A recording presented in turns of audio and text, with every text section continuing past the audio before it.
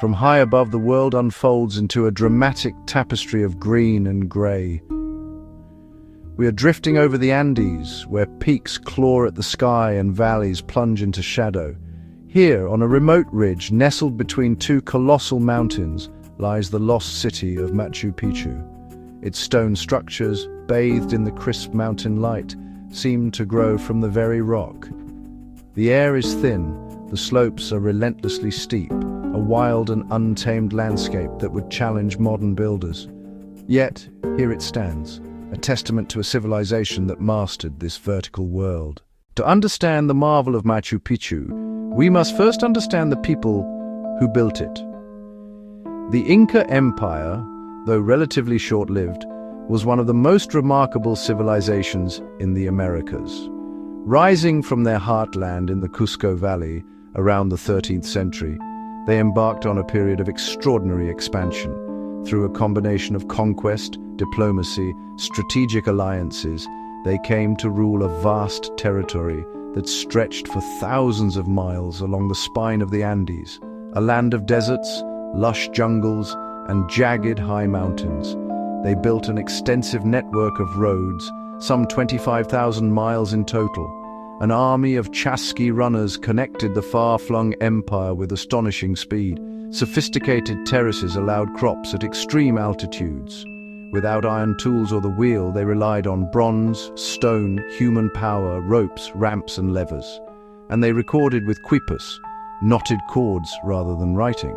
The absence of familiar tools makes their achievements more astonishing. A culture solving complex engineering through observation, planning, and an intimacy with stone and landscape. Let us move closer and examine the stonework itself. The technique is known as ashlar masonry, stones cut to fit without mortar. But the Inca took it further with polygonal stones. Instead of uniform blocks, they shaped stones with multiple irregular faces. Each stone a unique polygon, many sides, angles, and curves, fitting with jigsaw precision. In many places, the fit is so tight a knife blade won't fit. How they did it without modern machinery is still studied. The prevailing theory: scribing, then pounding. Shape, lower, mark, lift, refine, again and again until perfect. Rigid mortar walls are brittle, mortar cracks and fails. The immense weight and friction of perfectly fitted faces create stability and flexibility. Each stone braces its neighbors, distributing stresses through the whole wall. During an earthquake, the stones can dance, moving slightly, grinding, then resettling.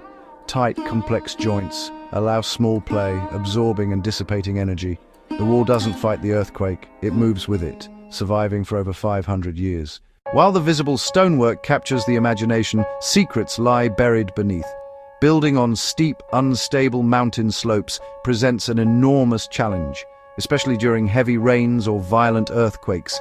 The Inca knew a wall is only as strong as its ground. They dug deep trenches and set large, rough-hewn stones at the bottom.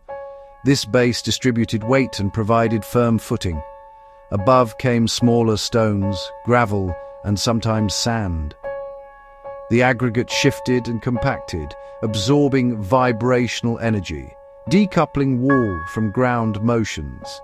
It also provided excellent drainage, a soil and sand leveling layer. Then the visible masonry began.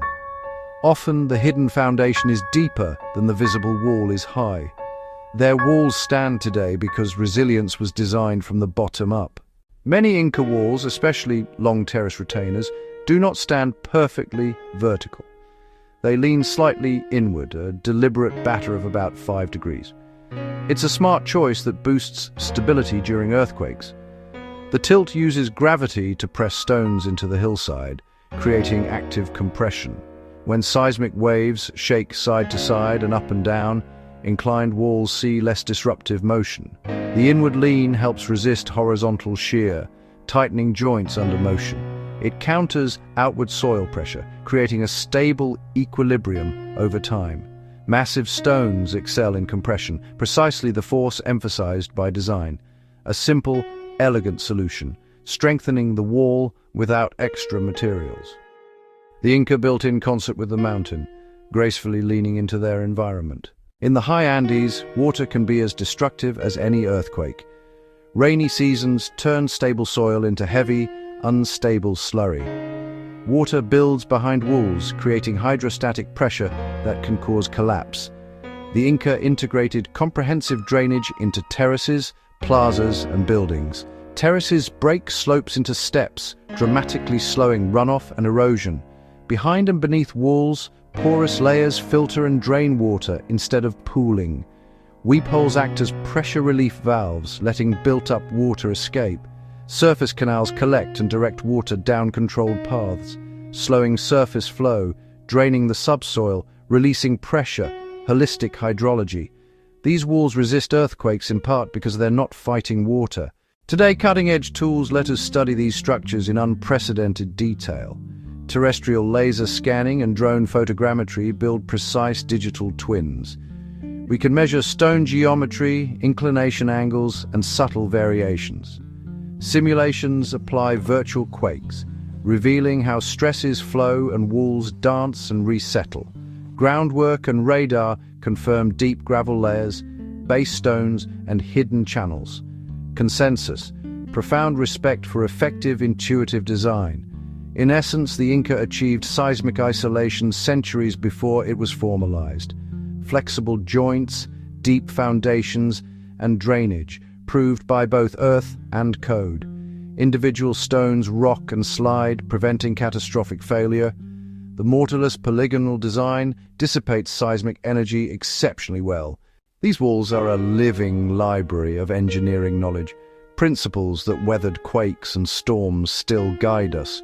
Work with nature, allow movement, dissipate energy, manage water. Layered isolation then, gravel and stone. Today, rubber and steel bearings. Drainage is fundamental for any slope-built structure. Technology and preservation will reveal more if we guard these finite treasures. We can analyze angles, model forces, excavate foundations, yet wonder remains. A fusion of art, labor, and science, born of a deep connection to place. How did an ancient civilization without modern technology build walls that still stand strong against earthquakes centuries later?